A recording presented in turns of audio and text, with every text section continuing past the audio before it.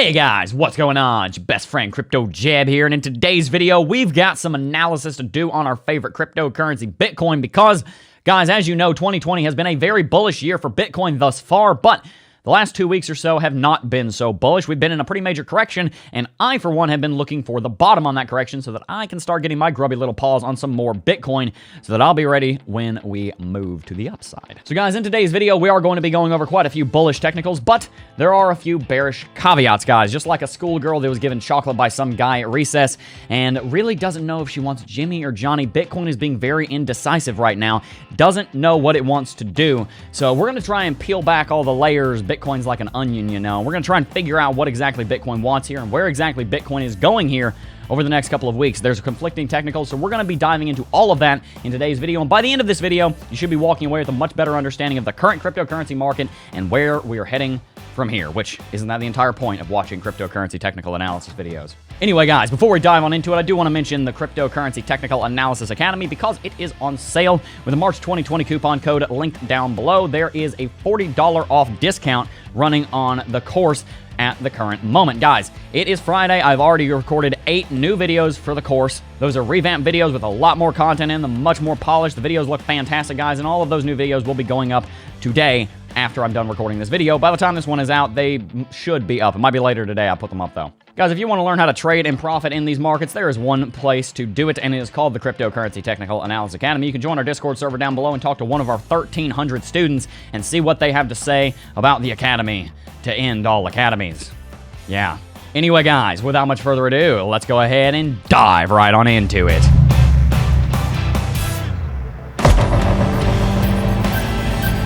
It's been a very busy morning, so I have absolutely no show notes, guys. Let's hit the ground running. Let's get into some TA, shall we? First thing is first, I want to talk about the trend that we have been in. As you guys know, over the last several months, Bitcoin has been trending to the upside. We rallied to $10,600, and from there, we have started a correction. A pretty healthy one, I will be it. As you guys will know, during bull markets, Bitcoin tends to need a correction every once in a while, and in the 2016-17 bull market, those corrections tended to be around 40%, and they tended to correct to the 100 daily simple moving average. Now, since we are in a bit of a different market this time, Bitcoin has not pulled back 40%. If we pulled back 40%, we'd be trading at $6,000. So luckily, we didn't pull back 40%. We're very early in the market, so we don't need to pull back quite that far. 20%, just fine. I'm okay with that pullback. But instead of pulling back to the 100 daily moving average, guys, Bitcoin actually pulled back to the 100 and the 200, creating this kind of zone of support right here. What this means is that Bitcoin technically did breach the 200 DSMA, which is not a good thing. But so far, it looks like we're holding it. So far, it looks like we're bouncing off of it, and I'm very happy to report that. One thing that also needs to be brought to your attention, guys, is that as I said in yesterday's video, Bitcoin was testing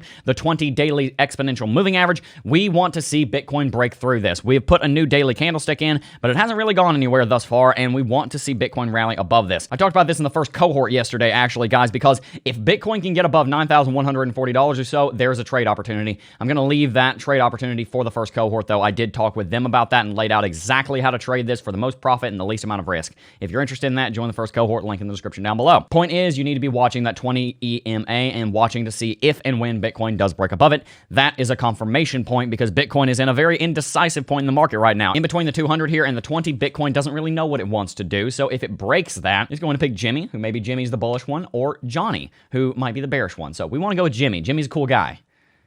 He's tall and attractive. I don't know where I'm going with this analogy. Anyway, let's look at some oscillators, guys. As you will know, the MACD has been very bearish as Bitcoin's been pulling back, but that doesn't seem to be lasting. As we can see, over the last 6 days or so, we have been putting in green histogram bars down here, and the MACD and the signal line are starting to converge, and we should be seeing a bullish cross on those in the next 2 to 3 days. Very bullish sign, very good sign. I'm happy to see that. RSI likewise pulled back to around 35. That is fantastic. And guys, I also want you to keep in mind that there is a ton of VPVR support and resistance right now, but we happen to get support above quite a lot of it in between about $9,000 and $8,000. You can see there are 2 peaks right here, and Bitcoin generally got support in between those 2 peaks, which is a very good sign. Moving on here, guys, I also want to point out that we're making higher lows on the Bitfinex Bitcoin longs chart, which even though most technical analysis doesn't apply to longs, higher lows is actually kind of a good thing. We've been trending to the upside gradually over the last 2 days. Shorts are sitting down here slammed to the floor as always around 4,500. No one wants to bet against the new Bitcoin bull market that we have now confirmed. I also want to look at the stock market and at gold for just a second, guys, because as you will see here, we're having a bit of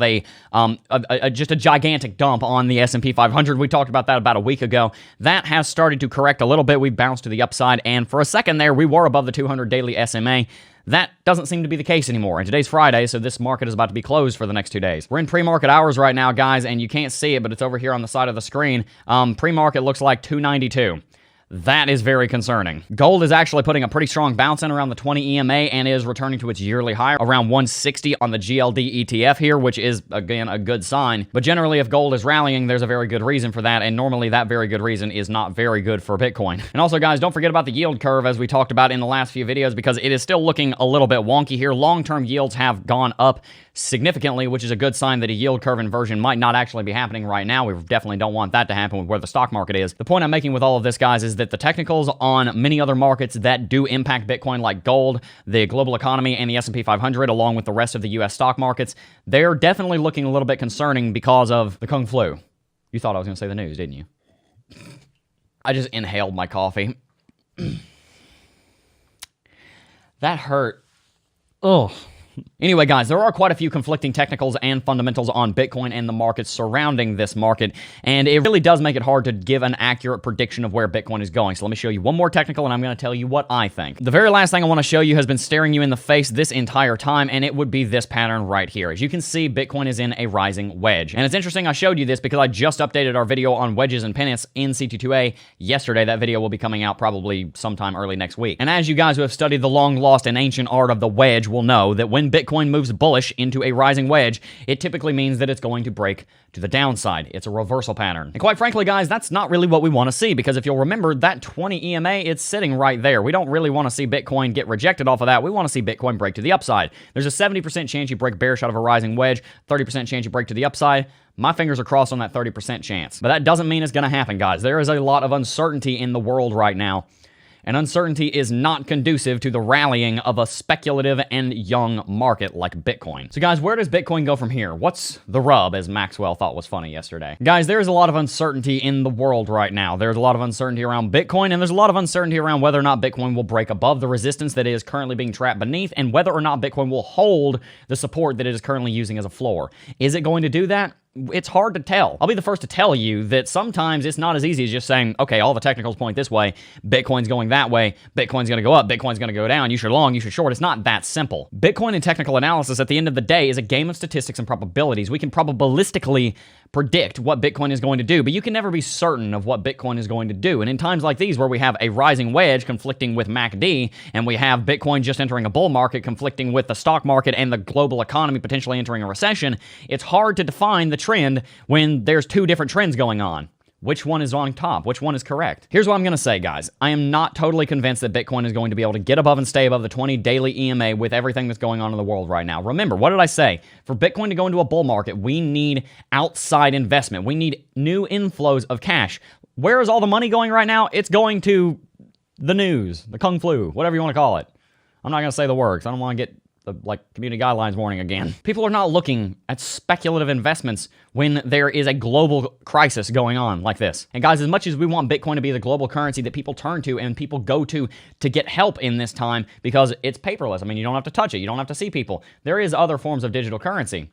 And you guys know I'm in no way bashing Bitcoin. I'm just saying it's going to take more time before Bitcoin can be the hero to come in and save the day in these situations because it's too young and people don't trust it yet. We are not in position yet. We need another 5 or 10 years, maybe even more. Who knows? There are great things coming to Bitcoin, but as you know, great things come to those who wait, and we are just not there yet. But on the short term, what does that mean? It means that we need to see Bitcoin get above the 20 DEMA to confirm a new uptrend, or get below the 200 SMA, to confirm a new downtrend. Until I see Bitcoin break above that resistance, which is sitting around 9150, or break below that support, which is sitting around 8900, I'm not in a trade. We're in a no trade zone. We're above support, but we're below resistance, and both of those levels are critically important. In the same way you don't trade a consolidation pattern before the breakout, I am not trading this market right now before a breakout. If we start building steam, we start seeing new volume, we start seeing more news come out about Bitcoin, we start seeing Bitcoin get above the 20 DEMA. If we start to see all that, then yeah, I might go into a long position. If we see Bitcoin fall below the 200 SMA, I'm shorting. At the end of the day, what matters is that when you can't make money in the market, you can make knowledge in the market. Whenever you can't profit in the market, you can learn in the market. So if you're in a period of downtime in the market, stop looking for the perfect trade, because sometimes